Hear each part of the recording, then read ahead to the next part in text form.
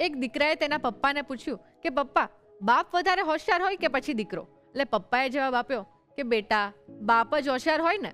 એટલે પછી દીકરાએ કીધું, તો મને એ જણાવો કે ટેલિફોનની શોધ કોણે કરી? તો પપ્પાએ કીધું કે ગ્રાહમ બેલે. એટલે પછી દીકરાએ કીધું કે પપ્પા, તો ટેલિફોનની શોધ ગ્રાહમ બેલના પપ્પાએ કેમ ના કરી?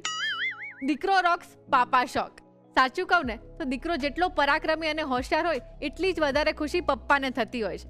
અને આવા જ અનેક પરાક્રમી દીકરાઓની કથા કાઠિયાવાડની ભૂમિ સાથે જોડાયેલી છે. એટલે આજે પણ આપણે આ મસ્ત કાઠિયાવાડની વાતો કરવાની છે. અને એ જ કાઠિયાવાડની વાનગીઓ આજે આપણે આ રસોડે બનાવવાના છીએ, જેમાં સૌથી પહેલા બનાવીશું ઠેરીનું શાક. ત્યાર પછી બનાવીશું મગની ઘૂંટી દાળ. અને ત્યાર પછી હિરલ લઈને આવશે એક ફરાળી વાનગી. So let's gate cooking.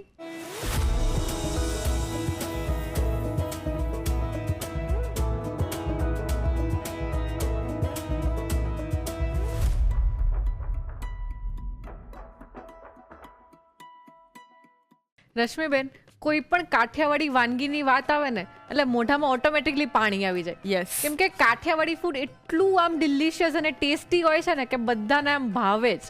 અને એ વાતનો પુરાવો તો આપણે બે જણા ચોક્કસથી આપી શકીએ, કારણ કે તું પણ કાઠિયાવાડી ને હું પણ કાઠિયાવાડી. Yes, definitely. પણ તમે અત્યારે ઠેરીનું શાક બનાવવાના છો, પણ આ ઠેરી એટલે થાય શું? કેમ ભૂલી ગઈ? ઠેરી એટલે લખોટી. તો લખોટીનું શાક? ના રે, તો પછી શું થશે? એના જેવા શેપની નાની નાની ગોળીઓ બને અને એનામાંથી શાક બને. એક્ઝેક્ટલી હોય શું કે ચોમાસા દરમિયાન ઘણા બધા ઘરની અંદર 4 મહિના સુધી લીલોતરી ન ખવાય, એટલે લીલા શાકભાજી ન ખવાતા હોય. એટલે અલગ અલગ પ્રકારના લોટનો ઉપયોગ કરીને અથવા તો કઠોળનો ઉપયોગ કરીને અલગ અલગ શાક બનતા હોય છે. એમાંનું જ આ એક શાક છે, અને જે કાઠિયાવાડના લગભગ એમ કહીએ ને તો ઘણા બધા ઘરની અંદર આ શાક બનતું હોય છે. એટલે નાની ગોળીનો શેપ હોય છે ને એટલા માટે એને કહેવાય છે ઠેરીનું શાક. યસ, એટલે લખોટી જેવું લાગે એટલા માટે. અરે વાહ, એકદમ ઇન્ટરેસ્ટિંગ હતું ને મને તો ખબર જ નથી. સાચું. શું વાત છે, કાઠિયાવાડમાં રહે છે તો પણ નથી ખબર? અમારા જેવા જેન્ઝી લોકોની આજ તો પ્રોબ્લેમ છે, અમુક વસ્તુ અમારી ખુદની મૂળમાં હોય પણ તો પણ ખબર ના હોય. તો બસ એટલા માટે જ અમારા જેવા છે ને એ આવી ગયા છે તમારા કાન મરોડવા માટે. વાતો સાંભળીને તમને લાગતું હશે ને કે આ રેસીપી તો એકદમ ઇન્ટરેસ્ટિંગ થવાની છે. તો એ જોવા માટે શરૂ કરી દઈએ the Rasoi show. Special partner Yera glassware. તો આ લખોટીનું એટલે કે ઠેરીનું શાક બનાવવા માટે આપણે સૌથી પહેલા શું કરવાનું છે? ઠેરી બનાવી લઈએ. ચલો. હવે જો ઠેરી બનાવવા માટે સૌથી પહેલા તો આપણે લોટ બાંધવાનો છે. અને લોટમાં 2 પ્રકારના લોટનો ઉપયોગ કરીશું. ઘઉંનો લોટ જે આપણે નોર્મલી રોટલી બનાવવા માટે વાપરતા હોય એ લેવાનો છે, અને એની સાથે ચણાનો લોટ. ઓકે. બંનેનું પ્રમાણ સરખી રાખીશું. અડધો કપ ઘઉંનો લોટ લઈએ છીએ અને અડધો કપ ચણાનો લોટ. હા. મીઠું એડ કરીએ છીએ સ્વાદ પ્રમાણે. યસ. અડધી ચમચી લાલ મરચું લઈએ. 5 ચમચી જેટલી હળદર એડ કરીએ છીએ. અને અડધી ચમચી ધાણા જીરું લઈએ. સાથે 5 ચમચી જેટલો અજમો લઈએ છીએ. હાથેથી સહેજ મસળી અને એડ કરી દઈએ. ઓકે. બરાબર મિક્સ કરી લઈએ. આપણે જે પ્રદેશથી આમ બિલોંગ કરતા હોય એની કોઈ વાનગી બનતી હોય કે પછી એ વિશે વાત પણ થતી હોય ને તો પણ એટલી આમ મજા આવે ને આપણને. અચાનક જ ચહેરા પર ગ્લો આવી જાય. યસ. હવે એની અંદર 1 ચપટી જેટલા સોડા એડ કરી દઈએ. હા. અને સાથે મોણ માટે 2 ચમચી જેટલું તેલ એડ કરીએ છીએ. પ્રોસેસ જોઈને મને એવું લાગે છે કે આપણે જે ઊંધિયા માટેની વડી બનાવતા હોય એવું કંઈક બનશે આ. હા. જો નોર્મલી શું હોય છે કે આપણે ત્યાં અલગ અલગ પ્રકારની ઢોકળી બનતી હોય છે, પછી અલગ અલગ પ્રકારના મુઠિયા તળીને પછી એમાંથી શાક બનતા હોય છે. પણ આની અંદર છે ને ડિફરન્સ એટલો છે કે લોટ બાંધીએ છીએ ને એની અંદર આપણે મસાલા કરીએ છીએ, પણ લીલોતરી એક પણ એડ નથી કરેલી, એટલે કે ધાણા શીખ્યા આની અંદર એડ નથી થતા. વઘારની અંદર આપણે ડુંગળી ટામેટાનો એનો બધાનો ઉપયોગ કરીશું, પણ લોટ બાંધતી વખતે નહીં. ઓકે. અને એમ પણ ચોમાસું હોય ત્યારે આવી રીતે ભાજી ને બધું તો બહુ જ ધ્યાન રાખીને વાપરવું પડતું હોય છે. જો લોટની અંદર મોણ પણ સરસ મિક્સ થઈ ગયું છે અને મસાલા પણ મિક્સ થઈ ગયા છે. હવે થોડું થોડું પાણી એડ કરી અને ખૂબ કઠણ પણ નહીં અને એકદમ નરમ પણ નહીં એવો લોટ બાંધ્યો, એટલે કે જે પરોઠાનો લોટ બાંધતા હોય ને એ રીતનો. ઓકે. ચણાનો લોટ આપણે ભારોભાર લીધેલો છે, એટલે જ્યારે તમે લોટ બાંધશો ને ત્યારે હાથ પર ચોંટશે ખરો, પણ જ્યારે લોટ બંધાઈ જશે ને એટલે તેલ લઈને કેળવશો ને તો એકદમ સ્મૂથ અને સરસ લોટ તૈયાર થશે. ઓકે.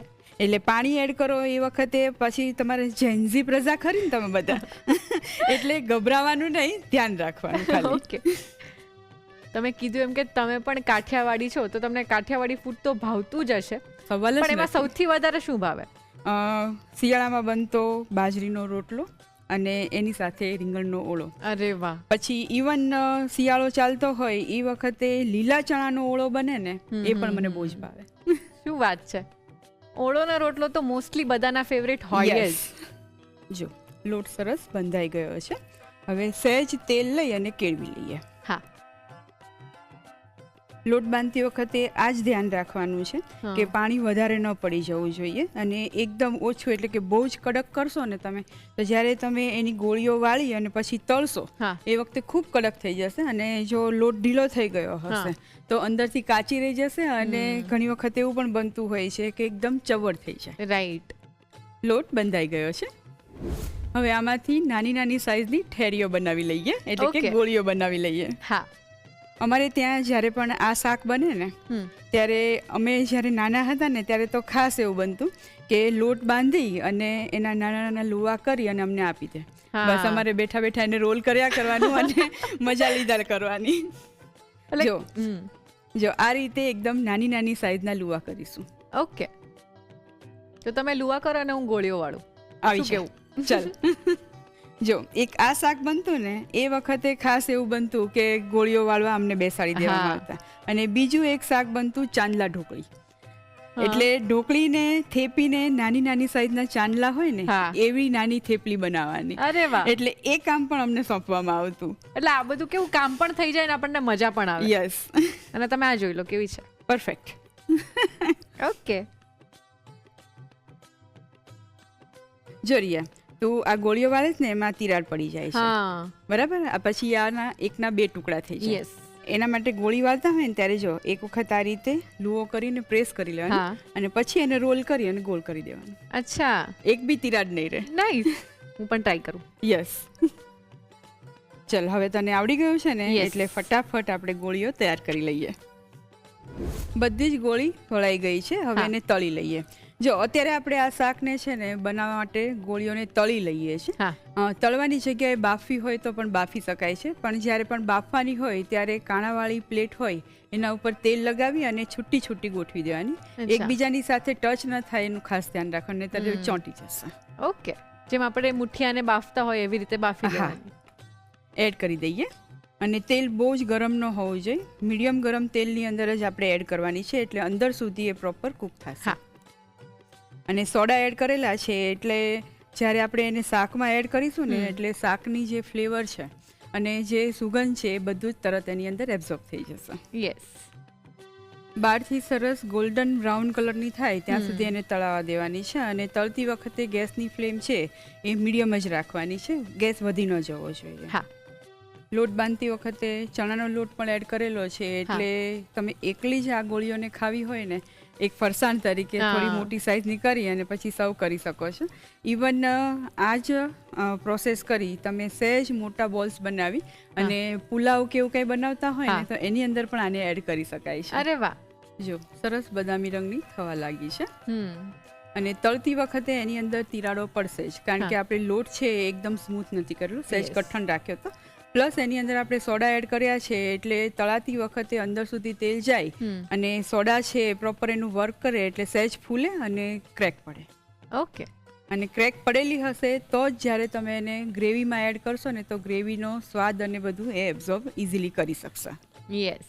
કાઠિયાવાડી વાનગીની આપણે વાત કરીએ ને તો કેટલી બધી વાનગીઓ છે ને એમાંથી મને લાગે બધી જ એટલી જ ફેમસ છે. યસ. ગોળીઓ તળાઈ ગઈ છે. હા. તેલમાંથી લઈ લઈએ. શાક માટેની એકદમ ક્રિસ્પી એવી ઠેરીઓ તૈયાર છે. યસ. હવે શાકનો વઘાર કરીએ. હા. વઘાર માટે તેલ મૂકીએ છીએ, અને કાઠિયાવાડી શાક બનતા હોય એટલે એની અંદર તેલનું પ્રમાણ હંમેશા આગળ પડતું જોઈએ. યસ. 3 મોટી ચમચી જેટલું તેલ લઈએ છીએ. કાઠિયાવાડી વાનગી બનતી હોય એટલે તેલ ને મસાલા તો મન મૂકીને વાપરવાના. યસ. હવે જો તેલ ગરમ થાય છે ને ત્યાં સુધી આપણે દહીંની અંદર મસાલા મિક્સ કરી લઈએ. હા. લાલ મરચું લઈએ છીએ 1 મોટી ચમચી, હળદર લઈએ 1/2 ચમચી, અને 2 ચમચી જેટલું ધાણા જીરું લઈએ. મસાલા દહીંની અંદર મિક્સ કરી લઈએ હા અને સાથે અડધી ચમચી જેટલો ચણાનો લોટ પણ એડ કરી દઈએ. ચણાનો લોટ એડ કરવાથી જ્યારે આપણે દહીંને વઘારની અંદર એડ કરીશું હા. ત્યારે દહીં તરત ફાટી નહીં જાય. એક ઓકે બાઇન્ડિંગ એજન્ટ તરીકે આપણે ચણાનો લોટ એડ કરીએ છીએ. હમ અને દહીંની કણીઓ છે એને પ્રોપર ભાંગી લેવાની. એટલા માટે એનું જે ટેક્સચર છે જ્યારે ફાઇનલી ગ્રેવી રેડી થશે ને હા ત્યારે દહીંની કણીઓ નહીં દેખાય અચ્છા અને એકદમ સ્મૂથ ટેક્સચરવાળી ગ્રેવી તૈયાર થશે. યસ જો મસાલા લોટ અને દહીં પ્રોપર મિક્સ થઈ ગયા છે. હા તેલ પણ સરસ ગરમ થઈ ગયું છે. એની અંદર 5 ચમચી રાઈ લઈએ છીએ. યસ રાઈ ફૂટવાની શરૂઆત થાય એટલે એની અંદર 5 ચમચી જીરું એડ કરીએ છીએ. 5 ચમચી હિંગ એડ કરીએ. હા સાથે 1 નંગ સૂકા લાલ મરચાંનું એડ કરીએ છીએ અને 1 ટુકડો તમાલપત્ર એડ કરીએ. હા હવે એની અંદર 2 મોટી ચમચી જેટલી એકદમ ઝીણી સમારેલી ડુંગળી લઈએ છીએ. સાંતળી લઈએ. ડુંગળી સહેજ પિંક જેવી થાય, ટ્રાન્સપરન્ટ થવાની શરૂઆત થાય એટલે એની અંદર આદુ મરચાં અને લસણ એડ કરીએ છીએ. 1 મોટી ચમચી ઝીણા સમારેલા આદુ મરચાં અને લસણ લઈએ છીએ. હા પેસ્ટ પણ વાપરી શકાય છે, પણ આ રીતે તમે ટુકડા કરી અને વાપરો તો એની ફ્લેવર છે એ વધારે સરસ આવે. અચ્છા જો ડુંગળી હવે સરસ એકદમ બ્રાઉન થવા લાગી છે. હા હવે આ સ્ટેજ પર એની અંદર આપણે ટામેટા એડ કરીએ છીએ. 3 ટેબલસ્પૂન જેટલા ટામેટા લઈએ છીએ અને ટામેટા પણ એકદમ ઝીણા સમારીને લઈએ છીએ. અને ટામેટાની કચાશ દૂર થાય ત્યાં સુધી સાંતળી લઈએ. બધું સરસ સંતળાઈ ગયું છે. હા હવે જે આપણે મસાલો અને દહીં મિક્સ કરેલું છે એ એડ કરી દઈએ. હલાવી લઈએ.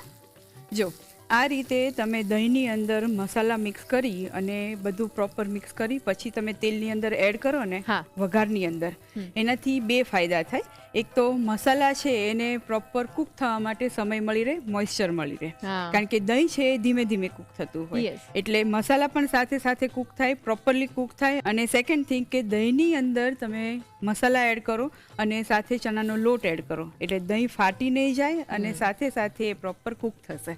અને કૂક થયા પછી એની જે ખટાશ છે ને રિડ્યુસ થઈ જશે. અચ્છા નહીં તો ઘણી વખત શું થાય કે દહીં ફાટી જાય ને એટલે પછી એની ખટાશ છે ને એ એમની એમ જ રહે. હા જ્યારે આ પ્રોપર કૂક થશે એટલે બધું જ તેલ જે આપણે એડ કરેલું છે એ પ્લસ દહીંની અંદર જે ફેટ હોય છે એ પણ રિલીઝ થઈ જશે. અચ્છા જો તેલ છૂટવા લાગ્યું છે. જો મેં કીધું હતું ને કે તેલ સરસ છૂટી જશે. હા હજી 1 મિનિટ માટે એને આ રીતે હલાવીશું ને એટલે બધું જ તેલ છૂટું પડી જશે. ઓકે જો બધું જ તેલ છૂટું પડી ગયું. હા હવે આ સ્ટેજ પર એની અંદર પાણી એડ કરીએ. લગભગ 1 કપ જેટલું પાણી એડ કરીએ છીએ અને સાથે જે ઠેરી તળીને રાખેલી છે એ એડ કરી દઈએ. હલાવી લઈએ. હા ઢાંકણ ઢાંકી એકદમ ધીમા ગેસ પર એને લગભગ 5 થી 10 મિનિટ માટે કૂક થવા દેવાનું છે. વચ્ચે વચ્ચે હલાવી લેવાનું. જો જરૂર લાગે તો પાણી એડ કરી દેવાનું. બરાબર ચેક કરી લઈએ. હા જો તેલ તો ખાસું સરસ છૂટું પડી જ ગયું છે. યસ કન્સિસ્ટન્સી જોઈ લઈએ. કન્સિસ્ટન્સી પણ બહુ સરસ ઘટ્ટ થઈ ગઈ છે. આ જ રીતની રાખવાની.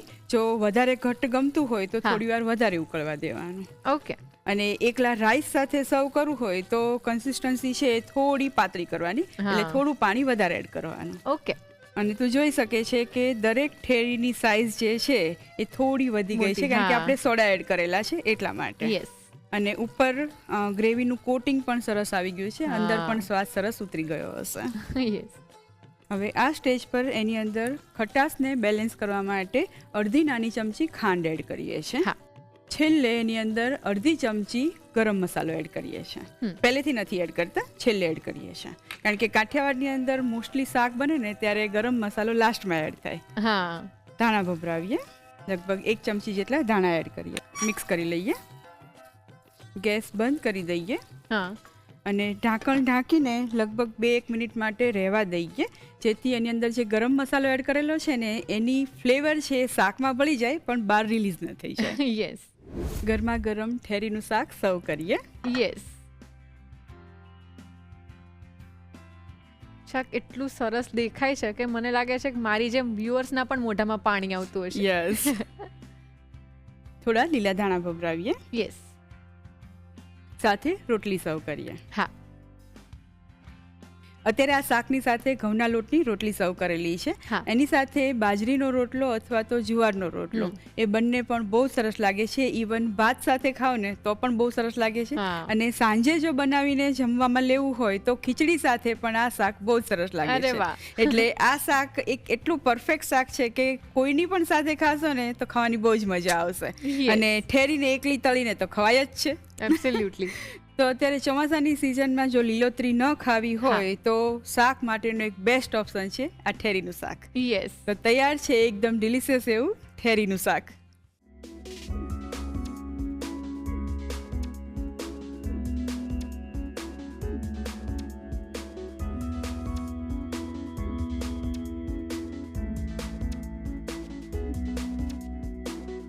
ઠેરીનું શાક બનાવવા માટે જોઈશે ઠેરીની કણક બાંધવા માટે જોઈશે ઘઉંનો લોટ અડધો કપ, ચણાનો લોટ અડધો કપ, મીઠું સ્વાદ પ્રમાણે, લાલ મરચું અડધી ચમચી, હળદર 5 ચમચી, ધાણા જીરું અડધી ચમચી, અજમો 5 ચમચી, સોડા ચપટી, તેલ 2 ચમચી, પાણી જરૂર મુજબ.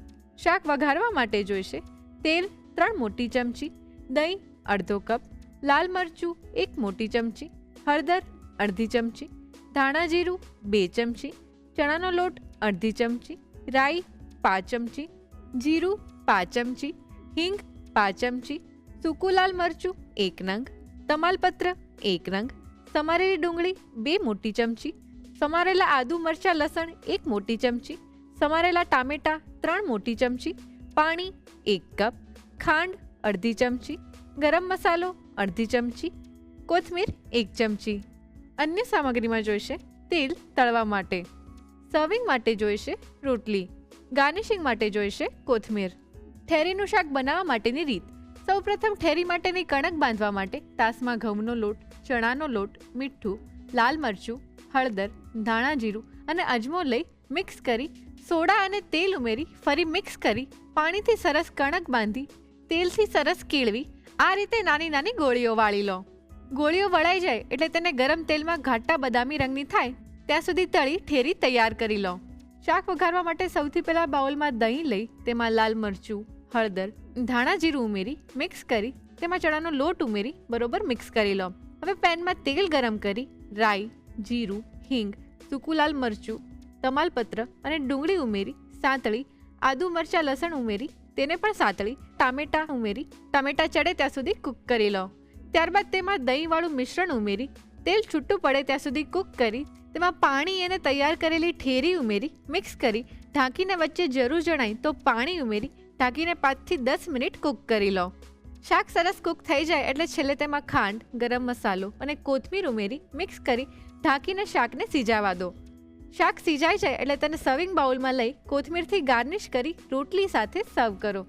તો તૈયાર છે ઠેરીનું શાક. આપણા ગુજરાતીઓને રોજ જમવામાં દાળ તો જોઈતી જ હોય છે, તો એનો એક નવો ઓપ્શન અમે લઈને આવી ગયા છે. તો ચલો જોઈ લઈએ. તો રશ્મિબેન, હવે આપણે બનાવવાના છીએ મગની ઘૂંટી દાળ. યસ. અને મને બહુ જ કન્ફ્યુઝન છે કે આ શું હોય, એટલે મગમાંથી બને કે પછી મગની દાળમાંથી બને? મગની દાળમાંથી બને અને ઘણી વખત એની અંદર ચણાની દાળ પણ એડ થતી હોય છે. હવે જો નામ પ્રમાણે જ મગની ઘૂંટી દાળ એટલે કે આ દાળને ઘૂંટીને બનાવવામાં આવે છે. અને ખાસ તું જોયે ને તો આ વાનગી છે ને એકદમ હેલ્ધી અને ટેસ્ટી એવી વાનગી છે. પ્લસ ચોમાસાની સિઝનની અંદર તો ખાસ કાઠિયાવાડી ઘરની અંદર તુવેરની દાળને અવોઇડ કરવાતી હોય છે, કારણ કે તુવેરની દાળ છે એ પચવામાં ભારે હોય છે. પ્લસ એની અંદરથી જે પ્રોટીન મળે છે એ પ્રોટીન કરતાં મગમાંથી મળતું પ્રોટીન છે એ વધારે હોય છે. અને સાથે સાથે એવું પણ જોવામાં આવે છે કે જે વસ્તુઓ પચવામાં હળવી હોય ને ચોમાસા દરમિયાન ઉપયોગ કરાતી હોય છે. રાઈટ. અને એટલા માટે જ કાઠિયાવાડી ઘરોમાં અવારનવાર મગની ઘૂંટી દાળ છે, પછી મગની છડેલી દાળ છે, પછી મગની લીલી દાળ છે, એમ અલગ અલગ પ્રકારની દાળ બનતી હોય છે. અરે વાહ, એટલે મગ અને મગની દાળમાંથી કેટલી અલગ અલગ વાનગીઓ બનતી હોય છે. તો અત્યારે આપણે આ દાળ બનાવવાની શરૂઆત કરીએ. ચોક્કસથી. જો હવે આ દાળમાં મેં કીધું ને કે ચણાની દાળનો પણ ઉપયોગ થાય છે અને મગની અત્યારે આપણે જે વાપરવાના છીએ મગની ફોતરા વગરની એટલે કે મોગર દાળનો ઉપયોગ કરવાના છે. એટલે એકલી મોગર દાળ પણ ઉપયોગમાં લેવાય છે. અચ્છા. ઇવન મગની ફોતરાવાળી એટલે કે લીલી દાળનો ઉપયોગ કરીને પણ આ રીતની દાળ બની શકતી હોય છે. અને સૌથી વધારે જ્યારે પણ કાઠિયાવાડી ઘરોમાં આ રીતની દાળ બનતી હોય ને ત્યારે ખાસ એ જોવામાં આવે છે કે દાળ તો અલગ અલગ પ્રકારની હોય, હા એને બનાવવાની રીત પણ અલગ અલગ પ્રકારની હોય, પણ એની અંદર પડતા ઇન્ગ્રેડિયન્ટ પણ અલગ અલગ વપરાય છે. જેમ કે Yes. લીલોતરી બહુ નથી વપરાતી, પણ જ્યારે આ દાળ બનાવવામાં આવે ને ત્યારે એની અંદર દૂધી, બટેકા એવું પણ વાપરવામાં આવે છે. અચ્છા એટલે એક જ દાળની અંદરથી તને બધા જ તત્વો મળી જાય. એટલે શાક પણ ખવાઈ જાય અને દાળ પણ યસ. 2 in 1. હા, અને ઘણી જગ્યાએ એવું હોય કે નાના છોકરાઓ છે કે ઘરમાં અમુક જેન્ટ્સ છે એ લોકોને દૂધી નથી ભાવતી Yes. હોતી, પછી બીજા અમુક શાક નથી ભાવતા હોતા, જે ન ભાવતા શાક હોય ને, પણ હા કારેલા ને એવા બધા નહીં, પણ ન ભાવતા શાક હોય ને આ દાળમાં એડ કરીને તમે બાફી અને પછી વઘાર કરીને સર્વ કરી શકો છો. ઓકે ચલ શરૂઆત કરીએ, અને શરૂઆત કરવા માટે સૌથી પહેલા આપણે કુકરમાં જ વઘાર તૈયાર કરીશું. ઓકે અત્યારે 1 ચમચી જેટલું તેલ લઈએ છીએ. હમ એટલે મારા મમ્મીના ઘરે તો ઓલવેઝ જ્યારે પણ આ દાળ બને ને ત્યારે એની અંદર અલગ અલગ પ્રકારના વેજીટેબલ્સ એડ થાય જ. હા. પછી આ દાળ હોય અને એની સાથે કાં તો ઘી વાળો ભાત હોય હા. અથવા તો ખીચડી હોય, એટલે અરે વાહ. ચાલી જાય. પછી રોટલી કે રોટલા કરવાની બિલકુલ જરૂર જ જરૂર નહીં. ના પડે. અને જો કરવા હોય ને તો ખાસ એની સાથે જુવારનો રોટલો બહુ જ હા. સરસ લાગે છે. અરે વાહ દાળ હોય અને એની સાથે જુવારનો રોટલો હોય. હમ વઘાર માટે જીરું લઈએ છીએ હા. 5 ચમચી, 5 ચમચી હિંગ એડ કરીએ, હમ 1 નંગ તમાલપત્ર લઈએ છીએ, હા 8 થી 10 પાન લીમડાના એડ કરીએ. હમ એક મીડિયમ સાઇઝની ડુંગળી લીધી છે અને એને સહેજ મોટી એવી સમારી લેવાની છે. હા. એકદમ ઝીણી નથી સમારવાની, કારણ કે જ્યારે આપણે આ દાળ ખાઈશું ત્યારે ડુંગળીનો અને બાકી જે શાક એડ કરીએ છીએ હા. એને થોડા ક્રન્ચી રહેશે, એટલે કે ક્રંચ આવશે તો મજા આવશે. સાતળી લઈએ. 1 મોટી ચમચી આદુ, મરચાં અને લસણ લઈએ છીએ. હા જો લસણ ન ખાતા હોય તો અવોઇડ કરી શકાય છે. એકલા આદુ મરચાંની પેસ્ટ એડ કરવી હોય તો પણ કરી શકાય. હલાવી લઈએ.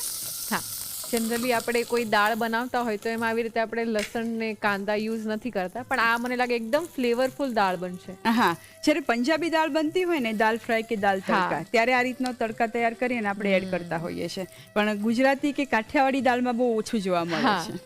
અડધું ટમેટું લઈએ છીએ, એને પણ ઝીણું સમારેલું છે, એડ કરી દઈએ. હલાવી લઈએ. હવે આની અંદર જે પણ વેજીટેબલ્સ એડ કરવાના છે એ કરી દઈએ. સૌથી પહેલા લઈએ છીએ ઝીણી સમારેલી દૂધી. હા લગભગ 1 મોટો ટુકડો જેટલી દૂધી લઈએ છીએ. તમે કીધું એમ કે જે લોકો દૂધી ના ખાતા હોય મારી જેમ એ પણ ખાઈ લે છે આમાં. યસ. હવે એની અંદર બટેટા એડ કરીએ. એક મિનિટ રશ્મિબેન, તમે દૂધી એડ કરીને એના પરથી મને યાદ આવ્યું કે ઘણીવાર શાક કે કંઈક બનાવતા હોય દૂધીનું તો સમારીને મૂકી દઈએ, પછી 5 મિનિટ થાય ને ત્યાં એકદમ કાળી પડી જતી હોય Yes. છે. તો એવું ના થાય એના માટે શું કરવું? એના માટે એક બહુ સરસ મેજિક મંત્ર છે, હું થોડીક વારમાં જ તને કહું. ઓકે હવે એની અંદર એક નાની સાઈઝનું બટેકું લઈએ છીએ, એ પણ ઝીણું સમારીને લઈએ છીએ. એટલે જ્યારે દાળને આપણે ઘૂંટીશું અને હા. મિક્સ કરીશું એ વખતે બટેટા અને દૂધીને બધું થોડું મેશ થશે, પણ એના કણ રહેશે, એટલે જ્યારે ખાવામાં આવશે ને ત્યારે બહુ સરસ લાગશે. Yes. હવે એની અંદર 2 ચમચી વટાણા એડ કરીએ છીએ હા અને 2 ચમચી સમારેલું ગાજર એડ કરીએ છીએ. હલાવી લઈએ. હા જો આની અંદર ફણસી પણ એડ કરી શકાય, હા પછી રીંગણ પણ એડ કરી શકાય છે. એટલે જે લોકો રીંગણ ન ખાતા હોય ને એને પણ આ ફોર્મમાં રીંગણ આપી શકાય. યસ. હવે આની અંદર મસાલા કરી લઈએ. હમ. મીઠું એડ કરીએ સ્વાદ પ્રમાણે. આની પછી આપણે દાળ એડ કરવાના છે અને હા. સાથે પાણી પણ એડ કરવાનું છે, એટલે બધાનું મીઠું અત્યારે જ એડ કરવાનું છે. ઓકે. મરચું લઈએ 1 ટીસ્પૂન હમ. અને 1/2 ટીસ્પૂન હળદર લઈએ છીએ. હલાવી લઈએ. હા જો વધારે કોઈ મસાલા નથી યુઝ કરેલા, પણ ડુંગળી ટામેટાને એને સાંતળેલા છે અને સાથે વેજીટેબલ્સ ને બધું આપણે થોડું સાંતળી લીધું. Yes. એનાથી જ તને અત્યારે સુગંધ આવી રહી હશે કે આ દાળ કેટલી સરસ બનશે. Exactly. બહુ જ સુગંધી દાળ છે. હવે એની અંદર પલાળીને રાખેલી અડધો કપ મગની મોગર દાળ એડ કરીએ હા. છીએ. એકવાર મિક્સ કરી લઈએ. હા આપણું ગુજરાતી ફૂડ જેમ કે કઢી ખીચડી છે, મગ ભાત છે, પછી દાળ ભાત છે, એટલું કમ્ફર્ટિંગ ફૂડ હોય ને કે તમે આખો દિવસ આમ થાકી ગયા હોય ને રાત્રે ડિનરમાં આ લઈ લો ને તો આમ મસ્ત થાક ઉતરી જાય ને મજા આવી જાય. યસ. જો અત્યારે આપણે દાળ લીધી એ અડધો કપ લીધી અને સાથે શાક છે એ પણ બધું થઈને લગભગ અડધો કપ થયું હશે. હા. એટલે 1 કપ જેટલું પાણી એડ કરીશું. શાકના ભાગને ન ગણો તો ધ્યાન ખાલી એટલું જ રાખવાનું કે જેટલી દાળ લીધી હોય એનાથી ડબલ પાણી એડ કરવાનું. ઓકે. ઢાંકણ ઢાંકી મીડિયમ ગેસ પર એને 4 વિસલ વગાડી લઈશું, એટલે દાળ એકદમ મેસી થઈ જશે અને હા. સાથે સાથે શાક છે એ પણ સરસ કૂક થઈ જશે. ઓકે. કુકરને 4 વિસલ કરી અને ઠંડુ કરી લીધું છે. હા સરસ બફાઈ ગયું છે. દાળનો દાણો છે એ આખો છે પણ પ્રોપર કૂક થઈ ગયેલો છે અને થોડું પાણી પણ છે. આ જ રીતનું ટેક્સચર હોવું જોઈએ, કારણ કે હજી આને આપણે લગભગ 5 થી 7 મિનિટ સુધી એકદમ ધીમા ગેસ પર ઉકાળવાની છે, ઓકે. એટલા માટે. અને ઘૂંટી દાળ ત્યારે જ બને. હા હવે પહેલા આપણે દાળને થોડી ઘૂંટી લઈએ. યસ ખાસ એ ધ્યાન રાખવાનું કે બ્લેન્ડર નહીં વાપરવાનું. બ્લેન્ડર વાપરશો ને તો દાળ છે એકદમ ક્રશ થઈ જશે. હા જો હમણાં જે પાણી હતું એની જગ્યાએ તું અત્યારે જોઈ શકે છે કે ખાસું મિશ્રણ ઘટ થઈ ગયું છે અને પાણીનો ભાગ દેખાતો ઓછો થઈ ગયો છે. એટલે કુકર કરી લીધા પછી એને આ રીતે પ્રોપર લગભગ 5 થી 7 મિનિટ માટે ઘૂંટી લેવાનું. ઓકે અને એટલા માટે જ દાળ છે એ પૂરેપૂરી બફાઈ ન જાય એનું ધ્યાન રાખવાનું. હા હવે એની અંદર પાણી એડ કરીએ. લગભગ અડધા કપ જેટલું પાણી એડ કરીએ છીએ. ગેસ ચાલુ કરી લઈએ. હા મિક્સ કરી લઈએ. અમુક વાનગીઓની પ્રોસેસ તો એના નામમાં જ છુપાયેલી હોય છે. યસ. હવે આ દાળને એકદમ ધીમા તાપ પર લગભગ 10 મિનિટ માટે ઉકળવા દઈશું. જેમ જેમ ઉકળશે એમ થિકનેસ આવતી જશે અને સ્વાદ છે એનો બમણો થતો જશે. યસ અને પ્લસ જે દાળ અધકચરી છે એ પણ પ્રોપર કુક થઈ જશે. ઓકે ચેક કરી લઈએ. હા જો દાળ ખાસી ઘટ્ટ થઈ ગઈ છે. હા એટલે જે કન્સિસ્ટન્સી આપણને જોઈએ છે ને એ પ્રોપર આવી ગઈ છે.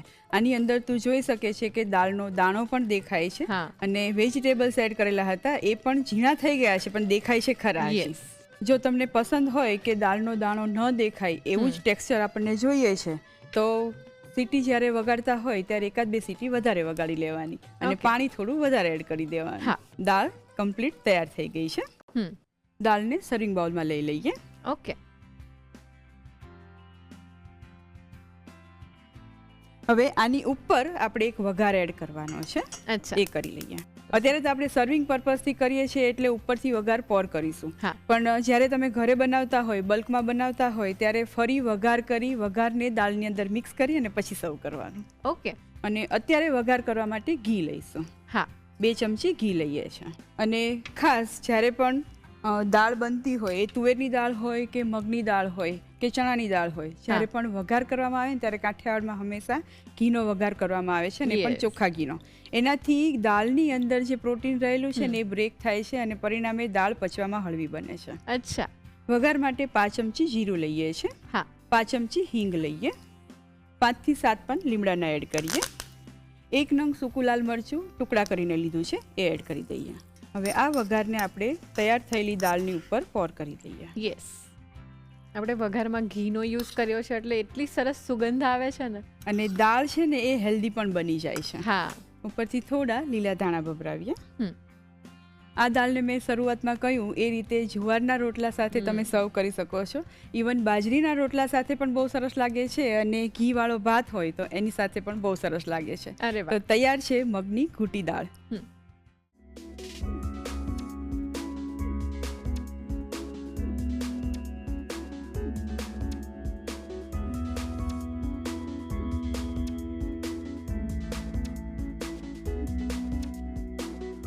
મગની ઘૂંટી દાળ બનાવવા માટે જોઈશે પલાળેલી મગની મોગર દાળ અડધો કપ, તેલ 1 ચમચી, જીરું 5 ચમચી, હિંગ 5 ચમચી, તમાલપત્ર 1 નંગ, મીઠો લીમડો 8 થી 10 પાન, સમારેલી ડુંગળી 1 નંગ, સમારેલા આદુ મરચાં લસણ 1 મોટી ચમચી, સમારેલું ટામેટું અડધો નંગ, સમારેલી દૂધી 1/2 કપ, સમારેલું બટાકું 1 નંગ, વટાણા 2 ચમચી, સમારેલું ગાજર 2 ચમચી, મીઠું સ્વાદ પ્રમાણે, લાલ મરચું 1 ચમચી, હળદર અડધી ચમચી, પાણી જરૂર મુજબ.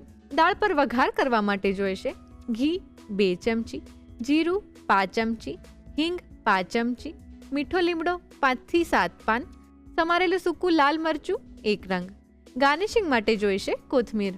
મગની ઘૂંટી દાળ બનાવવા માટેની રીત.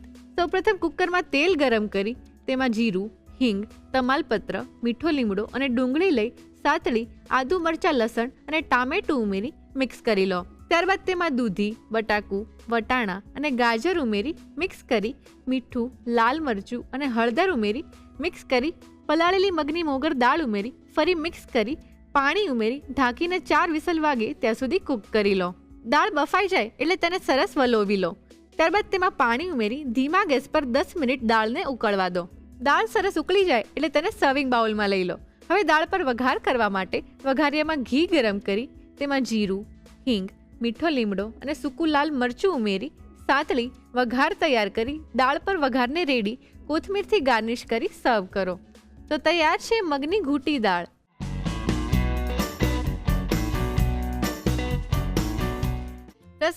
પહેલા આજે આપણે વાત કરવાના છીએ શીંગતેલ વિશે. શીંગતેલ એ ઇન્ડિયન કિચનમાં વર્ષોથી વપરાતું તેલ છે કે જેમાં ગુડ ફેટ અને ગુડ કોલેસ્ટ્રોલ રહેલું હોય છે. આ ઉપરાંત શીંગતેલમાં વિટામિન ઈ પણ સારા એવા પ્રમાણમાં મળી આવે છે કે જે આપણી સ્કિન અને આપણા બોડીના સેલ્સ બંને માટે બહુ જ ફાયદાકારક છે. ઘણા લોકો એવું માનતા હોય છે કે શીંગતેલ હેલ્ધી નથી, પણ જ્યાં સુધી મેં વાંચ્યું તો મને એવું જ જાણવા મળ્યું કે બહુ જ ફાયદાકારક હોય છે. તો તમે પણ શીંગતેલનો ઉપયોગ કરતા રહેજો અને નવી નવી વાનગી બનાવતા રહેજો.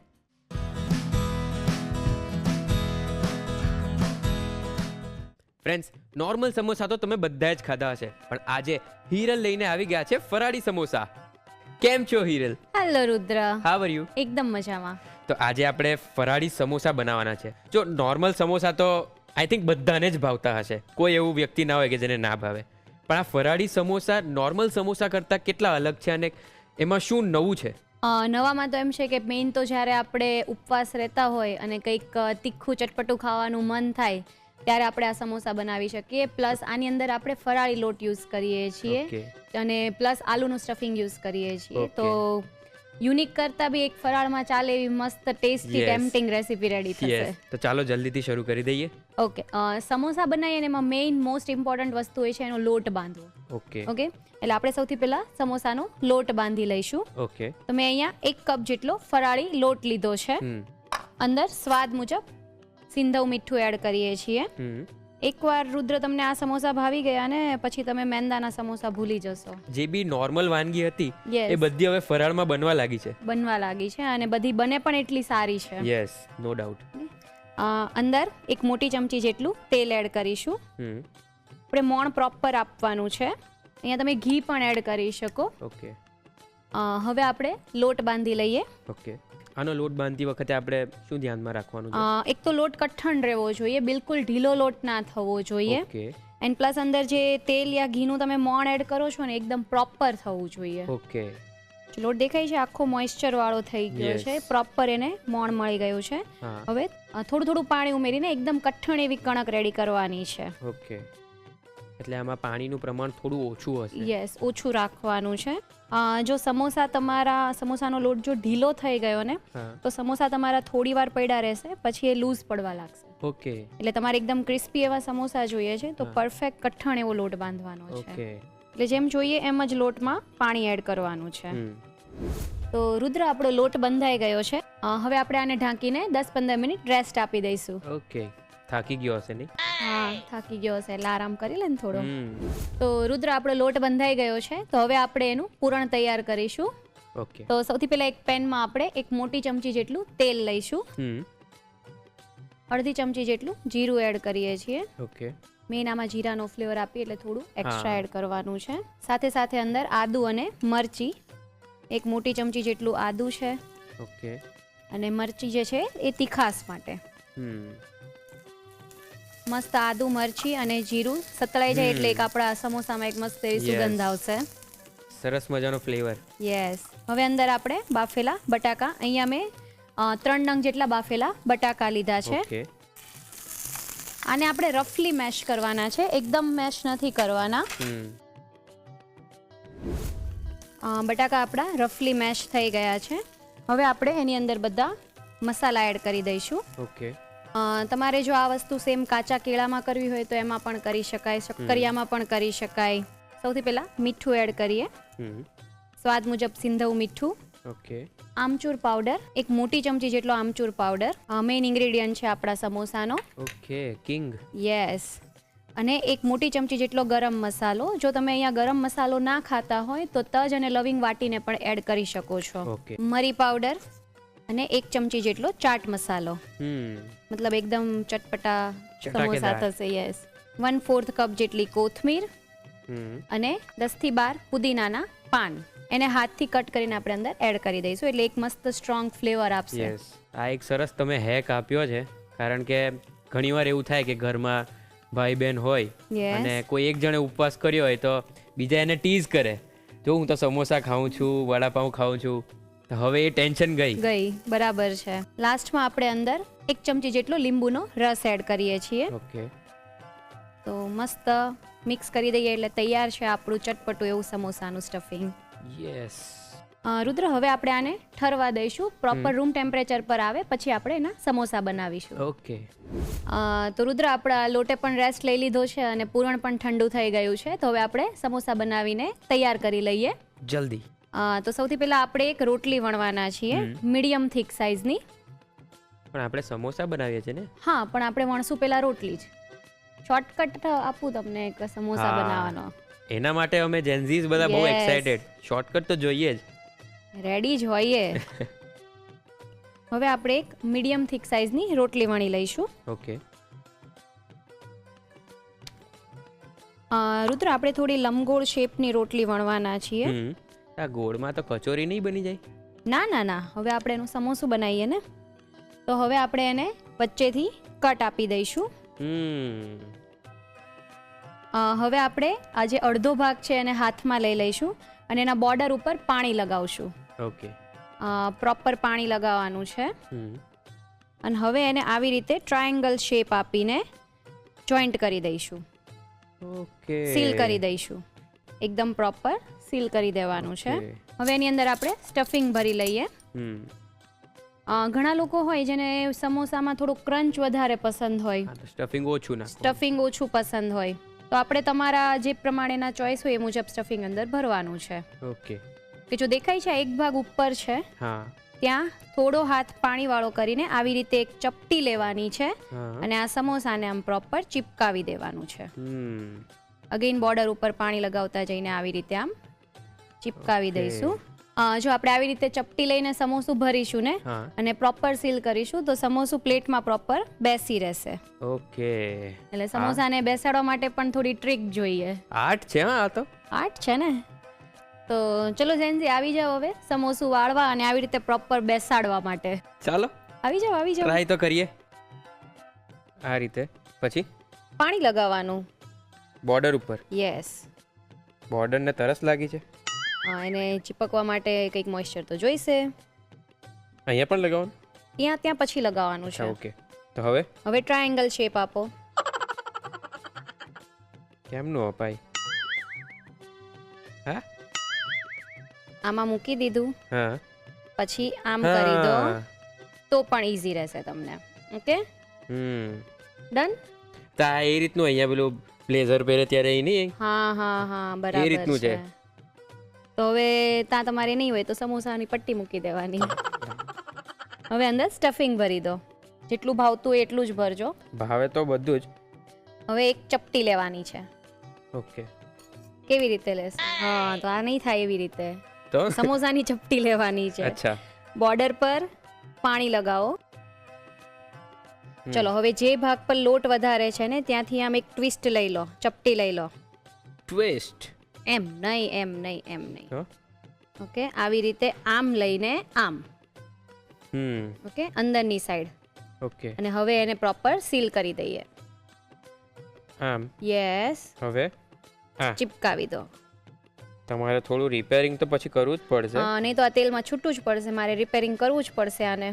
ટ્રાય કરીએ, મોટી વાત છે ને. બહુ મોટી વાત છે. તો પછી મારા બધા મિત્રો કેટલા ઇન્સ્પાયર થશે.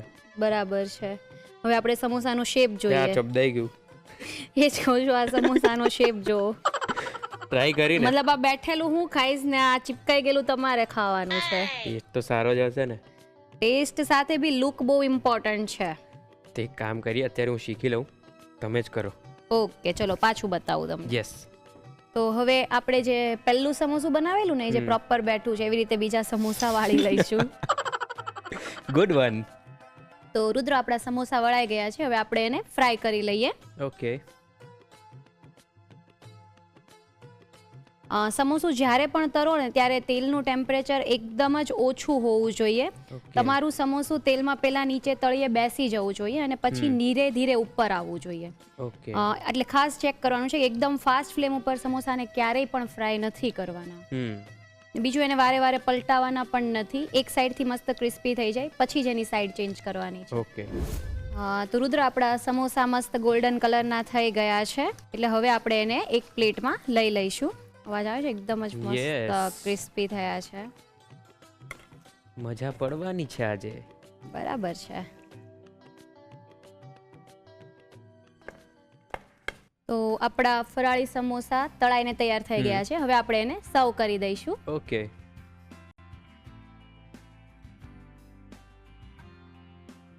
સાથે આપણે સર્વ કરીશું ખજૂર અને આંબોળિયાની ચટણી. ઓકે. તો તૈયાર છે આપણા ફરાળી સમોસા.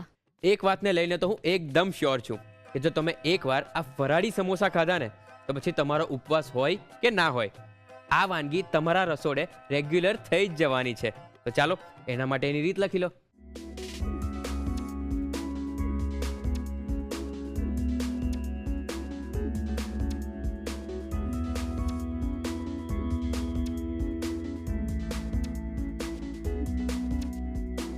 ફરાળી સમોસા બનાવવા માટે જોઈશે કણક બાંધવા માટે ફરાળી લોટ 1 કપ, સિંધવ મીઠું સ્વાદ પ્રમાણે, તેલ 1 મોટી ચમચી, પાણી જરૂર મુજબ.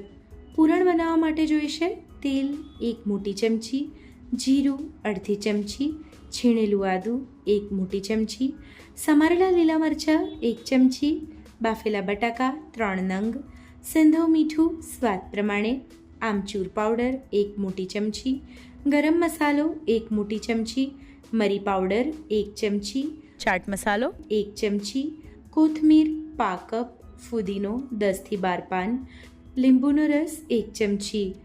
અન્ય સામગ્રીમાં જોઈશે તેલ તળવા માટે, સર્વ કરવા માટે જોઈશે ખજૂર અને આંબોળિયાની ચટણી. ફરાળી સમોસા બનાવવાની રીત. સૌપ્રથમ કણક બાંધવા માટે તાસમાં ફરાળી લોટ, સિંધવ મીઠું અને તેલ લઈ મિક્સ કરી પાણીથી કણક બાંધી ઢાંકીને 10 થી 15 મિનિટનો રેસ્ટ આપી દો.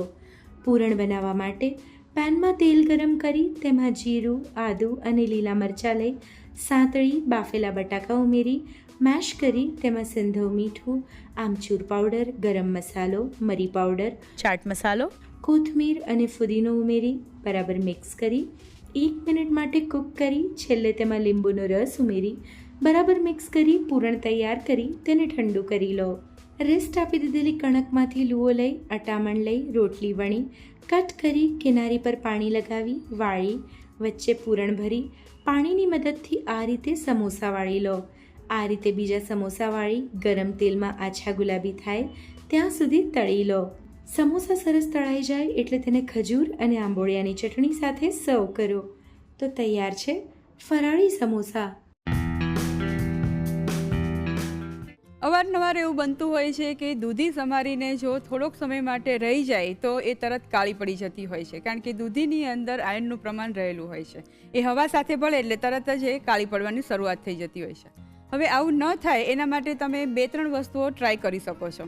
જેમ કે કોઈ મીઠાઈની અંદર તમારે દૂધી વાપરવી હોય, એટલે કે દૂધીનો હલવો બનાવતા હોય અને દૂધીને ખમણીને રાખવી હોય તો એને પાણીમાં ન એડ કરી શકાય. એ વખતે તમારે એના ઉપર થોડો ઘીવાળો હાથ લગાવી દેવાનો છે. ઘી મિક્સ કરી અને પ્રોપરલી એને મિક્સ કરી દો અને એના ઉપર ઘીનું સરસ કોટિંગ આવી જશે તો એને લગભગ તમે અડધો કલાક સુધી રહેવા દેશો ને તો પણ એ કાળી નહીં પડે. હવે બીજું, જ્યારે સેવરી ડીશની અંદર દૂધી સમારીને અથવા ખમણીને વાપરવાની હોય તો તમે 2 વસ્તુ ટ્રાય કરી શકો છો. એક તો એની ઉપર થોડા પ્રમાણમાં મીઠું અથવા તો લીંબુનો રસ છાંટી દો અને બરાબર મિક્સ કરી અને રાખી દો. આમ કરવાથી દૂધી કાળી નહીં પડે. અને બીજું કે આ બંનેનો ઉપયોગ ન કરવો હોય તો તેલનું એક સરસ કોટિંગ આપી દો. તેલનું કોટિંગ આપવાથી પણ દૂધી લાંબો સમય સુધી કાળી નહીં પડે. જો આ બધી વસ્તુઓનું ધ્યાન રાખશો ને તો દૂધી જલ્દીથી કાળી નહીં પડે. સ્ટ્રેસ મેનેજમેન્ટ એ જેન્ઝીઝ માટે બહુ ઇમ્પોર્ટન્ટ કોન્સેપ્ટ છે. જો તમે ધ્યાનથી જુઓ ને તો ઉપવાસ, ભક્તિમય વાતાવરણ, મેડિટેશન અને સેલ્ફ કંટ્રોલ આ બધું અલ્ટિમેટલી તો સ્ટ્રેસને જ મેનેજ કરે છે. સો આપણી રિલિજિયસ પ્રેક્ટિસની અંદર જ આપણા ન્યૂ એજ ક્વેશ્ચનના આન્સર્સ રહેલા છે. તો બસ તમે પણ શ્રાવણ મહિનાનો લાભ ઉઠાવો અને હા, ઉપવાસની મસ્ત મસ્ત વાનગી બનાવો અને હા, એના પછી રિવ્યૂઝ આપવાનું ના ભૂલતા. હા, the Rasoi show, colours Gujarati, બીજો માળ, સંભાવ હાઉસ, જજીસ બંગલો રોડ, બોડક દેવ, અમદાવાદ 380054. અમારું ઈમેલ આઈડી છે rasoishow@colorsgujarati.com.